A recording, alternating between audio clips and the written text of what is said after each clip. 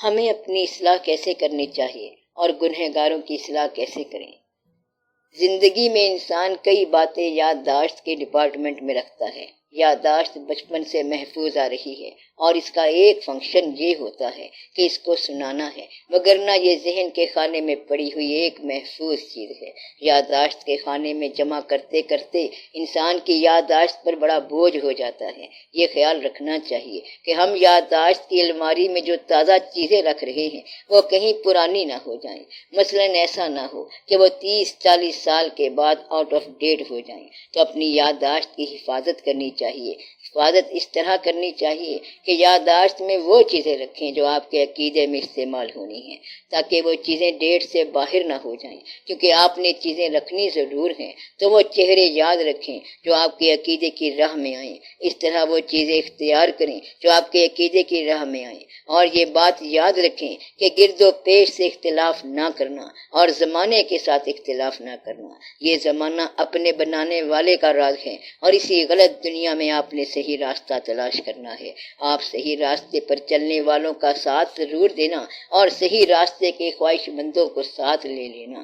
بس اس غلط دنیا میں آپ وہ راستہ تلاش کرو اور اسی گمراہ دنیا میں رہنما پیدا کرو، پھر اسی دنیا کے اندر راستے ملتے جائیں گے۔ یہ دنیا جس میں خدا کا ملنا مشکل لگتا ہے، اسی دنیا میں لوگوں نے خدا کو پایا، اسی دنیا میں لوگوں نے اللہ سے رابطہ کیا اور تلاش کر لیا، اسی دنیا میں سارا کام ہو جاتا ہے۔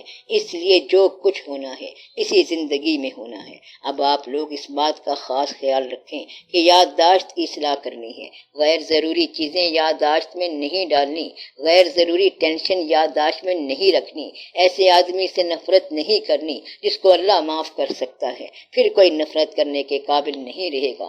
آپ خامی سے نفرت کرو لیکن خام سے نفرت نہ کرو۔ بندے سے نفرت نہ کرنا بلکہ برے عمل سے نفرت کرنا، اور وہ عمل خود نہ کرنا جو خامی ہے، بیماری ہے اور آپ کو وہ بیماری نہیں ملی بلکہ صحت مل گئی ہے، اور خامی والے کو وہ بیماری لگ گئی یعنی گناہ کی بیماری۔ اب اس انسان پر رحم کرنا اور نفرت نہ کرنا، کیونکہ آپ کا وہ بھائی جو ہے وہ بیماری میں مبتلا ہے، اور بیماری گناہ کی بیماری ہے، بغاوت کی بیماری ہے۔ یہ بڑی خطرناک بیماری ہے اور یہ روحانی بیماری ہوتی ہے، اور یہ جس کو لگ گئی ہے اس کے لیے دعا کرو۔ اس طرح اگر کبھی جاگنا نصیب ہو تو سونے والوں کے لیے بھی دعا کرو کہ یا اللہ ان کو بھی جاگنا نصیب کر۔ اس لیے اس معاملے میں بڑی ہی احتیاط چاہیے کہ کہیں ایسا نہ ہو کہ آپ برے لوگوں کے لیے تباہی مانگ بیٹھیں۔ آپ کی ساری باتیں بجا ہیں، لیکن ذرا یہ خیال کرو کہ یہ سب امت ہے رحمت للعالمین صلی اللہ علیہ وآلہ وسلم کی۔ تو اس امت کی خصوصیت یہ ہے کہ یہ رحمت للعالمین صلی اللہ علیہ وآلہ وسلم کی امت ہے۔ اس لیے آپ امت کے بندوں کو دوزخ میں بھیجنے کا منصوبہ نہ بنانا، ورنہ آپ خود چلے جاؤ گے۔ اس امت کے لیے بخشے جانے کی بڑی امیدیں ہیں اور اصلاح کی امیدیں ہیں۔ جس نے آپ کو اصلاح دی ہے وہ ان کو بھی اصلاح کر دے گا اور ان کے بھی واقعات درست ہو جائیں گے۔ تو یہ بڑا خیال رکھا کرو اور اپنا دل صاف کر لو۔ آپ نے کسی سے نفرت نہیں رکھنی اور کدورت نہیں رکھنی۔ آج آپ کی جوانی ہے اور خون گرم ہے، کل یہ سب کچھ ٹھنڈا ہو جائے گا اور یخ برف ہو جائے گا۔ اس لیے کسی سے نفرت نہیں رکھنی، کدورت نہیں رکھنی، کسی آدمی کے لیے ال ول نہیں رکھنی کہ میں فلاں شخص کو تباہ دیکھنا چاہتا ہوں۔ کسی کی تباہی کا مت سوچو بلکہ اس کے لیے دعا کرتے جاؤ۔ اگر آپ دعا کرنے والے بن جاؤ گے تو آپ آسانی میں رہو گے۔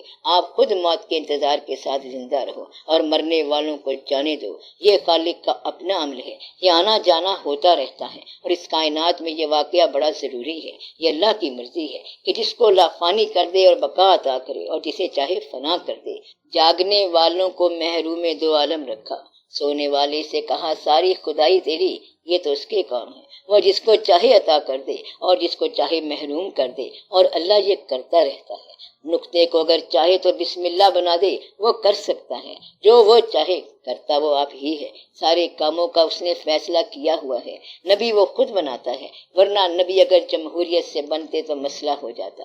تو پیغمبر جمہوریت سے نہیں بنے۔ لوگ پیغمبروں سے پوچھتے تھے کہ آپ کیسے پیغمبر بن گئے، آپ کیسے نبی بن گئے، کیونکہ آپ تو ہم میں سے ہیں۔ یہ اللہ نے کہا کہ یہ ایک ایسا راز ہے کہ جب ہم اس قوم میں سے ایک نبی پیدا کرتے ہیں تو ہم اس کو نوازتے ہیں۔ یہ اللہ کا کام، اور اللہ کے کام میں آپ دخل نہ دینا ورنہ آپ گمراہ ہو جاؤ گے۔ وہ جسے چاہے اس کو دے سکتا ہے اور جو چاہے کر سکتا ہے۔ وہ چاہے تو ہدہد کو طاقت دے سکتا ہے، ابابیل کو فیل پر حاوی کر سکتا ہے، اس کا حکم آ جائے تو ہاتھی بھی گدھا ہو جاتا ہے۔ اس لیے کبھی اپنی طاقت پر بھروسہ نہ کرنا، اللہ کا امر جو ہے وہ غالب ہے، وہ جو چاہے کرے، وہ کن سے فیکون کرتا ہے اور وہ اپنی مرضی سے سب کرتا جا رہا ہے۔ وہ چاہے کسی کو عزت دے اور کسی کو ذلت دے، وہ کبھی ریت کو عزت دیتا ہے اور دریا کی ذلت ہو جاتی ہے۔ وہ جس کو چاہے سرفراز کرے، اس کے کام عجب ہیں۔ اے خالق کونین تیرے کام عجب ہیں، دیتا ہے کبھی اور کبھی مانگ رہا ہے۔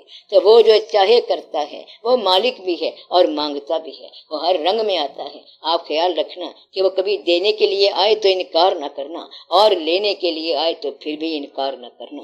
اس بات کا خیال رکھنا اور اپنا دھیان ہر دم اللہ کی طرف رکھنا۔ دوسروں کی اصلاح کی بجائے خود پہ توجہ رکھو۔